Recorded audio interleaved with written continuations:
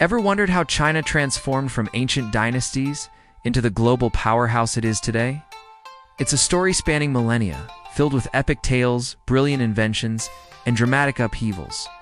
Let's embark on a journey through time to uncover the history of this fascinating civilization. Our story begins in the fertile basin of the Yellow River, often called the cradle of Chinese civilization.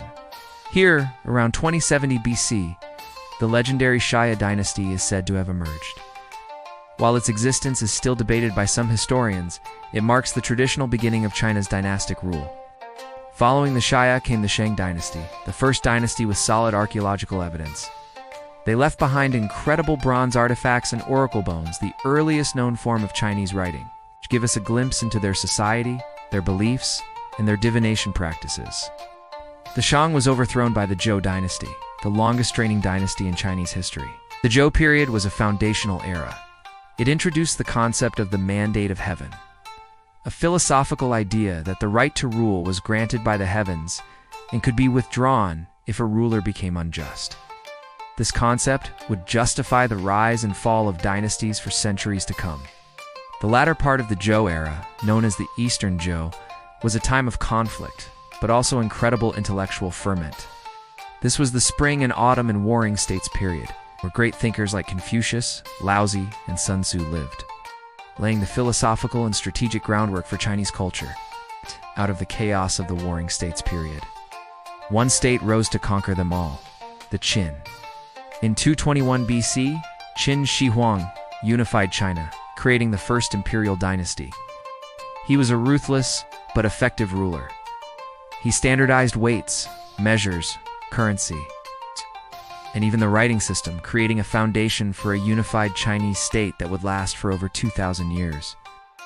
He also connected existing walls to form the first iteration of the Great Wall and commissioned the incredible terracotta army to guard him in the afterlife. His dynasty was short-lived, but its impact was monumental. After the Qin's swift collapse, the Han dynasty emerged, solidifying the imperial system and enjoying a golden age of peace and prosperity. The Han expanded China's territory and established the Silk Road, a network of trade routes connecting the East and West, facilitating the exchange of goods, ideas, and cultures. This is the era when Confucianism was established as the state ideology.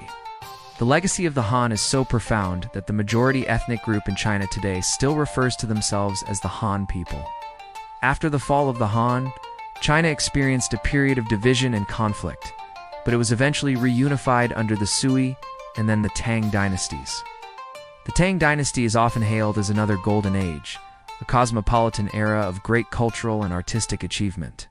Its capital, Chang'an, was the most populous city in the world, a vibrant hub of international trade and culture.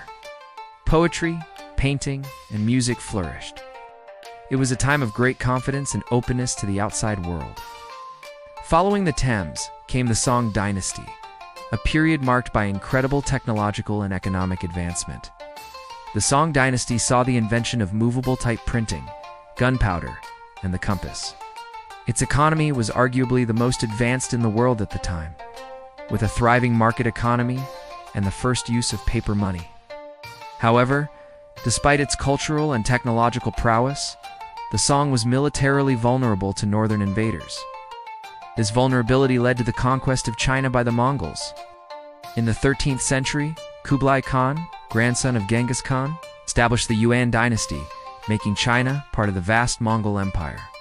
For the first time, all of China was ruled by a non-Han people. The Yuan dynasty facilitated unprecedented contact between China and the West, famously documented by the Venetian merchant Marco Polo. The Mongol rule was eventually overthrown by a native Chinese rebellion that established the Ming dynasty. The Ming rulers sought to restore traditional Han Chinese rule and culture.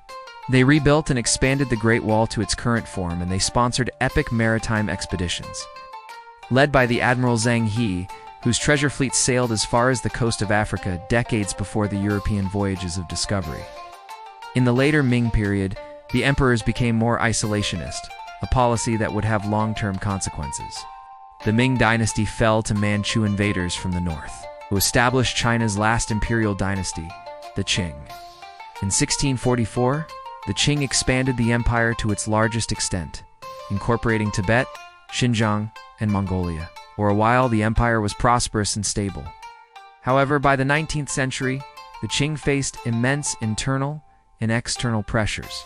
Internal rebellions, like the Taiping Rebellion, weakened the state, while pressure from Western powers, seeking to open China to trade, led to the Opium Wars and a series of unequal treaties.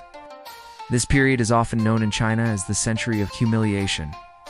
The Qing dynasty's inability to modernize and fend off foreign encroachment led to its overthrow in 1912, ending over 2,000 years of imperial rule. The Republic of China was founded, but it struggled with warlordism, Japanese invasion, the bitter civil war between the nationalists, led by Chiang Kai-shek, and the communists, led by Mao Zedong. The civil war culminated in a communist victory in 1949, with Mao Zedong proclaiming the People's Republic of China in Beijing. The defeated nationalists retreated to Taiwan.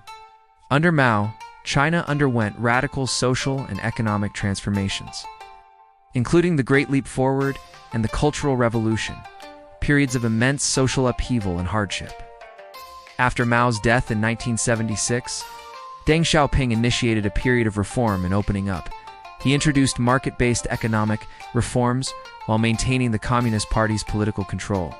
This strategy unleashed decades of explosive economic growth, lifting hundreds of millions of people out of poverty and transforming China into the world's factory. Today, China is a global superpower, a modern giant with the world's second-largest economy and a growing influence on the world stage.